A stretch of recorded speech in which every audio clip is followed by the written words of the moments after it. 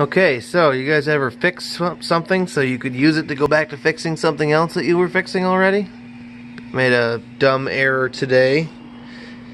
I needed to stop what I was doing. I'm actually soldering, I'm plumbing, creating the manifolds for the water system, and that's with plumber solder. I'm going to switch gears here briefly to do some electrical work, because stupidly, well, to begin back up here, my buddy Jay built this at the old shop to hold all of our clamps. It was on the wall, and actually this place came with that, whatever that is over there that I used to store my clamps on. So I cantilevered it at the new shop. People like it, think it's normally something people notice is that it's cantilevered off the post, kind of cool. And then I have one of those task lamps that I can swing over my work over there, or over the vise, or over any of my drawers in my toolbox there. But it's been getting saggier and saggier, and I was trying to solder here, and I wanted more light, and every time I got it over my work, it would just fall down. So my plan was, it was one of these fellas. So my plan was, the lower spring went from here to this point here, OEM, if you want to call that, a pin there that the spring was hooked on.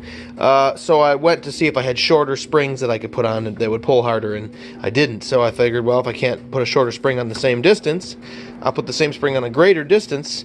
But for whatever reason, I went up and I just blindly, without thinking, I just drilled on this side instead of on this side, which still has some mechanical advantage, except for it's the side that the electrical cord goes up. It's plumbed up through here, and then it does a loop, and then it jumps into the top rail here, and it goes up to the bulb. So I popped a breaker and turned the end of my drill bit black, drilling that out.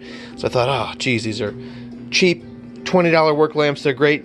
They're very simple. They have an issue like this, I can fix it, except I don't know whether it's worth re-electrically wiring it.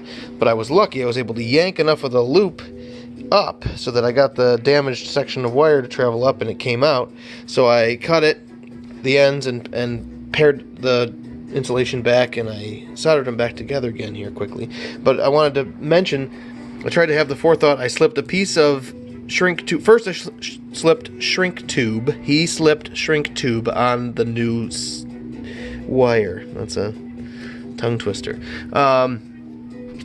I put a section big enough for both wires on first, and then I put a section on each individual wire that was just big enough for them, and I split the wires far enough to be able to push those down far enough away from the solder so that the heat didn't travel and shrink them prematurely.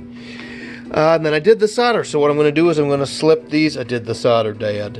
I'm going to slip the individual shrink tube up over the joint, shrink it down, do the same on the other side. Then I'm going to group them to the best of my ability together and bring the double section down over everybody and shrink that down. And hopefully I can carefully yank this wire back down in to a reasonable amount and go back with the same length on here. Worst case scenario, I can't, and there's a big loop up here. So if I can't deal with that, I'll just cut the long side off and do the solder there and make it a smaller loop, or twist it around once and tape it to the lamp. But the problem with that will be that my plug length will get shorter, and I actually need all of it to get to where it's plugged into. So very complex situation arising from being stupid, and hopefully I get through it quickly and go back to working with the plumber solder. I'll mention I'm using electrician solder or electrical circuitry solder here. This has flux right in it.